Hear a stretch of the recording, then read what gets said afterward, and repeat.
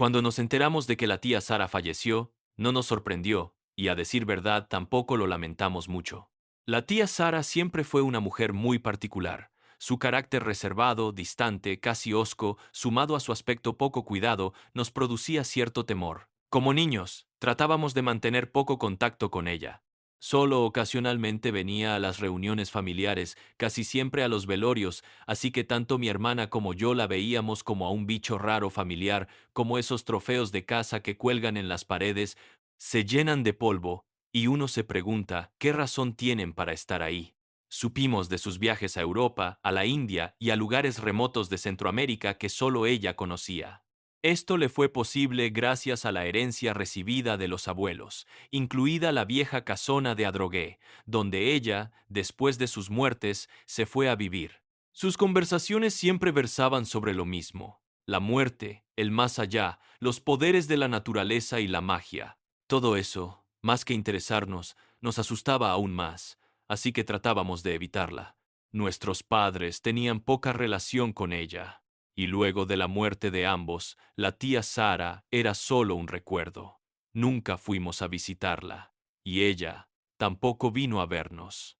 Nos sorprendió el llamado del estudio jurídico y la noticia de que la tía nos había dejado todos sus bienes, siendo los únicos sobrinos que tenía. Sabíamos que la casa de Adrogué tenía su valor, y nos vendría muy bien la venta, tanto a mi hermana como a mí. El sábado siguiente, combinamos con el estudio para la entrega de las llaves y quedamos en encontrarnos en la casona de Adrogué para tomar posesión de la misma y hacer un inventario de sus cosas. Digo casona porque el recuerdo que tenía de ella era el de una antigua mansión de principios de siglo, no muy bien mantenida, pero con un hermoso parque y árboles frondosos que le daban una particular majestuosidad. Cuando llegamos, no fue difícil darse cuenta de que era esa la casa de la tía Sara. Sus rejas oxidadas, recubiertas por hiedras desordenadas y sin corte alguno, parecían ser un muro inexpugnable.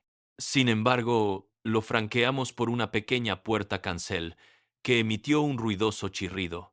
El camino a la casa estaba cubierto de hojas. Nada fuera de lo común en esa época del año, pero la ligera llovizna y el frío de la tarde lo hacían más solitario y lúgubre. El sol se ponía lentamente. La casa mostraba el mismo abandono que la cerca. Su techo de tejas mohosas y las puertas y ventanas de madera descolorida hablaban de que hacía mucho que nadie la mantenía. Antes de llegar a la puerta principal, vimos dos pares de ojos que nos observaban entre las hortensias y que, al percibir nuestra mirada, desaparecieron rápidamente. Costó un poco encontrar y ver que coincidieran las cuatro cerraduras que tenía la puerta de entrada. Indudablemente, la tía Sara era cuidadosa o tenía sus miedos. Al abrir la puerta, un golpe fuerte de aire viciado con humedad y olor a orina de gatos golpeó nuestros sentidos, haciéndonos retroceder un paso. Casi a tientas, logramos abrir una ventana, y junto con el aire fresco, entró un rayo de luz que inundó la penumbra del amplio living que tenía la casa. Cuatro gatos nos miraban fijamente desde arriba del aparador y del cristalero, y dos se acercaron tímidamente hacia nosotros, con la cola levantada. Dejamos que nos tocaran con su cabeza mientras hacían ligeros ronroneos. Esa fue una especial bienvenida. Reponiéndonos un poco de la casa y sus huéspedes, comenzamos a recorrerla. Todo, aún sin conocerla, hablaba de la tía Sara. Más allá del polvo acumulado, la casa mostraba orden. Un globo terráqueo descansaba en el centro de la mesa, así como figuras y objetos de forma diversa llenaban las paredes del living. Mapas antiguos, figuras africanas, cuadros con pergaminos escritos en idiomas que desconocíamos, una figura de un Cristo crucificado de una forma que nunca había visto, una figura de la Virgen hecha de madera, que parecía haber estado sumergida durante años en el mar, una biblioteca con varias Biblias, todas de distinto origen y época, libros de filosofía, satanismo, biografías de santos, etc. Después de recorrer las habitaciones del alto, solo nos restaba el sótano, del cual no esperábamos encontrar más que trastos viejos y más humedad. Cuando prendimos la luz para poder ver las escaleras de piedra que conducían al sótano, sentimos un ligero desasosiego. Pero ya estábamos ahí, y otra puerta más pequeña que la primera nos decía que habíamos llegado. Prendimos la luz desde afuera, y al abrirla, lo que apareció ante nuestros ojos nos dejó con la boca abierta. La escalera de piedra descendía a un oscuro abismo, y el frío que emanaba de aquel sótano parecía penetrar en nuestros huesos. Al bajar con cautela, La luz titilante de una bombilla colgante iluminó lo que parecía ser el refugio secreto de la tía Sara. Las paredes estaban cubiertas de extraños símbolos y dibujos que emitían una extraña luminiscencia. Libros oscuros y pergaminos estaban esparcidos por mesas de madera vieja, y en el centro del sótano se erguía una extraña estatua de una deidad que jamás habíamos visto. Su rostro era una mezcla de angustia y éxtasis, con múltiples brazos y ojos que parecían mirarnos con curiosidad.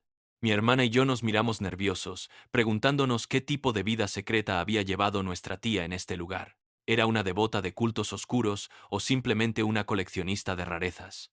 La atmósfera del sótano era opresiva, y el olor a incienso quemado se mezclaba con un aroma dulzón y desagradable. Mientras explorábamos más, encontramos un viejo diario encuadernado en cuero que llevaba el nombre de la tía Sara.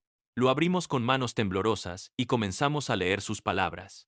Las primeras páginas hablaban de sus viajes exóticos y su fascinación por lo desconocido, pero a medida que avanzábamos, las entradas se volvían cada vez más inquietantes. Escribía sobre rituales oscuros que había presenciado en lugares remotos, sobre encuentros con seres sobrenaturales y sus intentos de comunicarse con el más allá. Parecía obsesionada con la idea de la inmortalidad y la búsqueda de un poder más allá de la comprensión humana. La última entrada del diario estaba fechada apenas unos días antes de su muerte. En ella, la tía Sara hablaba de un ritual final que pretendía realizar para trascender la muerte misma. Mencionaba un antiguo libro de hechizos que había adquirido y que estaba segura de que contenía el secreto de la inmortalidad. La atmósfera en el sótano se volvió aún más opresiva mientras leíamos esas palabras. Nos sentíamos como intrusos en un mundo misterioso y peligroso que nuestra tía había ocultado cuidadosamente de nosotros y de todos los demás.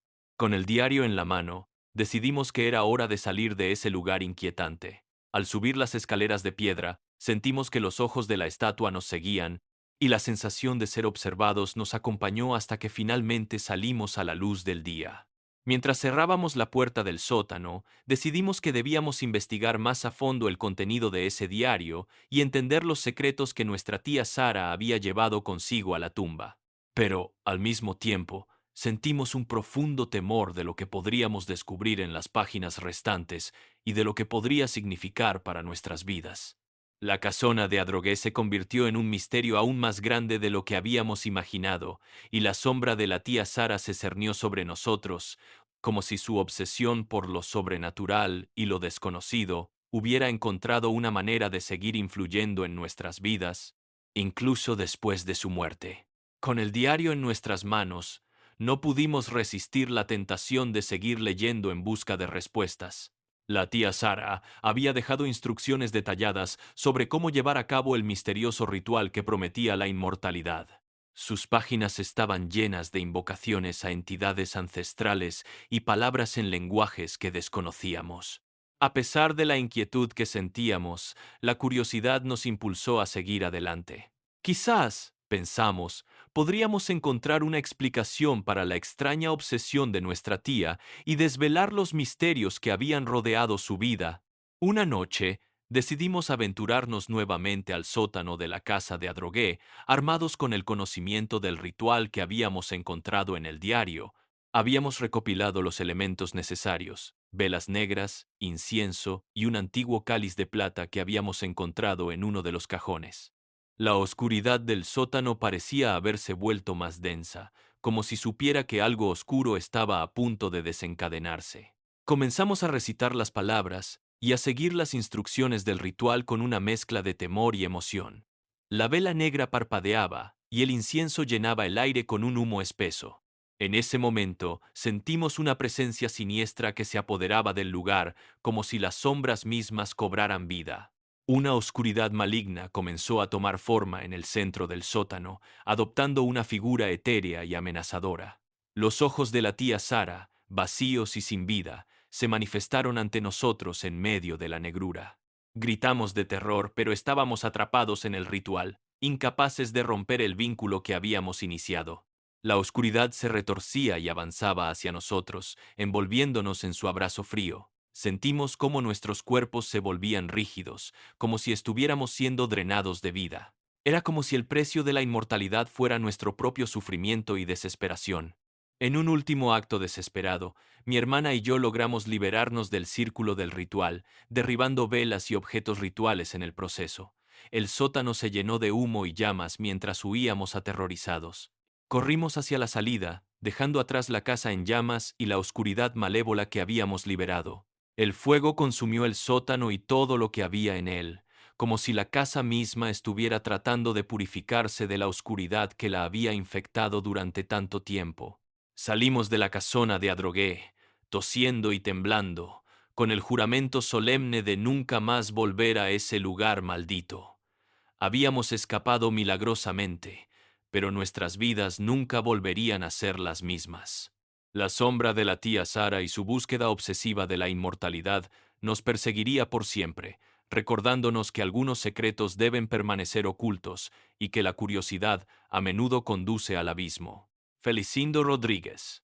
Abril 2023